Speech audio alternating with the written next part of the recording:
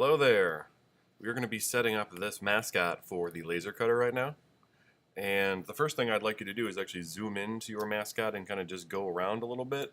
Check out some areas that, if you notice, this is kind of overlapping a little bit. So we're going to move him up. We also have some strokes that are like super pointy. So there's like a very pointy stroke here. If we go to Windows Stroke, this is going to open up a menu that on your computer probably looks like this. And if you do the upper right corner, we want to show some options here. I'm going to white arrow, just pick that one point, and there's corner options here. So the traditional corner is really pointy right now. Let's round it off, or we can kind of, polygon it off. Either one looks the same in this case. So you're welcome to edit any of those strokes. As I go around here, got a really cool width profile here. That's nice. There's another one. There's another one right over here. See how this one's kind of on the edge? If I move this over, maybe it's too pointed for us. So I can round that one too. Bam, nice. The rest of this is looking pretty good. So this is going to be good to kind of set up. The first thing I'm going to do that is make a rectangle. And if I just click on the screen, we can make it 4 inches.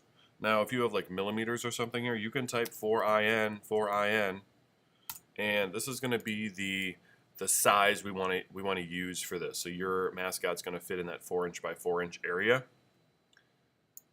Maybe not with this color here. So I'll pick all my mascot guy. I'm hitting Shift to deselect the square, but I am holding Shift as I scale down so he's proportional. So I want them inside of this square here. And I have a lot more artboard at this point as well. So I do need to scale that down because we have this nice 4x4 square. We have my mascot inside of it. And to adjust the artboard, I will pick the artboard tool over here. There is some options that you can type in. So like I have a 4 inch by 4 inch square. So if we did 4.5 by 4.5, I can do that, but like it moves stuff around and it's a little annoying. In our case, I would just hit that artboard tool, and we can kind of scale it down ourselves. Looks pretty good. And to get out of here, just hit the black arrow. So this is kind of getting ready here. This is going to print nicely, but I do need to set up a cut. And that's going to be probably the most technical thing we're doing right now. So I have my square shape here, and it is, your screen might look, I don't know, your color area might look like this. If you don't even have color, go to Window and Color, of course. But if we need some options here, upper right corner, Show Options.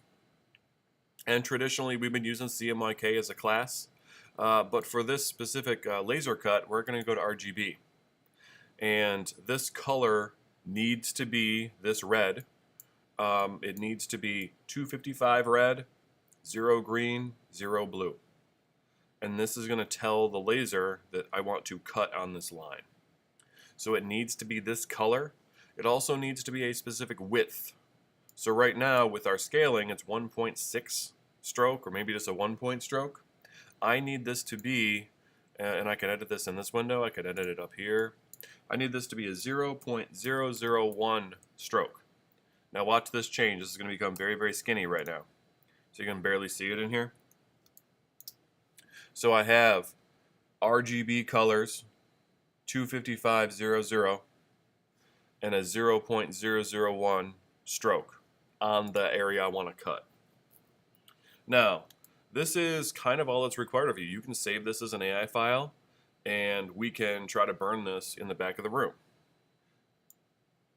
If you'd like to go above and beyond this, we're going to do that right now. So if you just want to try to get this set up and then come back to me, that's what I'd recommend. But the next level of this is if you want to be in control over the depth of the laser, we actually want to grayscale this. So the closer to black you are, the deeper that laser is going to go.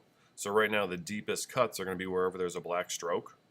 So if I wanted to take my fills here And for this purpose, we're going back to CMYK because that's just more intuitive for me.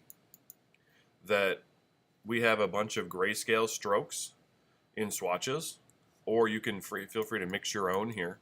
But the closer you get to black, the deeper it's going to be on the laser. The closer we are to white, the lighter it's going to be. So if I wanted, the main lightning bolt guy to be kind of a mid-tone, maybe I pick this one, then the outside gets a little darker. The outside gets a little darker.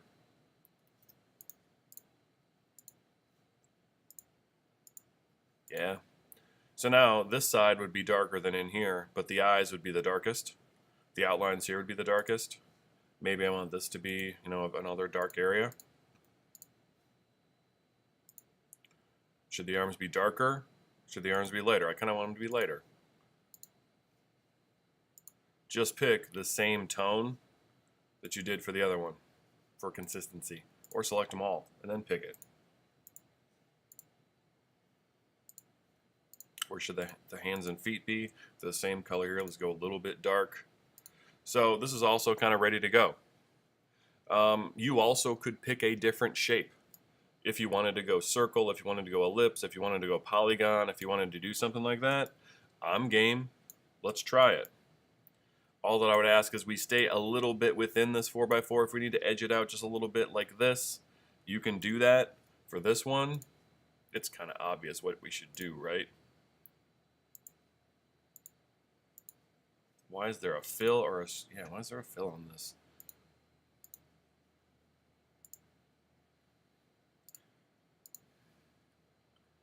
It's a little wonky, but let's make this over. Let's make this go down. Cuts off the foot. We need a little bit of an edge here. We can't go so close.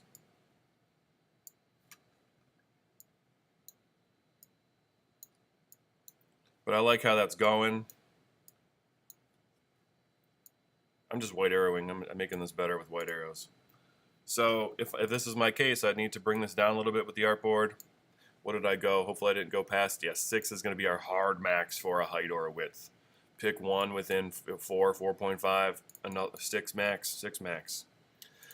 But I do need to do all of the same stuff here. So I need to flip back to RGB. And it was 0, 0, but did you remember this was 255? I hope you did. And our stroke path 0.001. Bam. So I have my cut, my laser cut here, and then this is going to engrave on top of it. And then we will just save this as a Illustrator file. And then you're good to go. Hope this is easy. Hope this is fun. Hope the laser works. And we'll see you next time.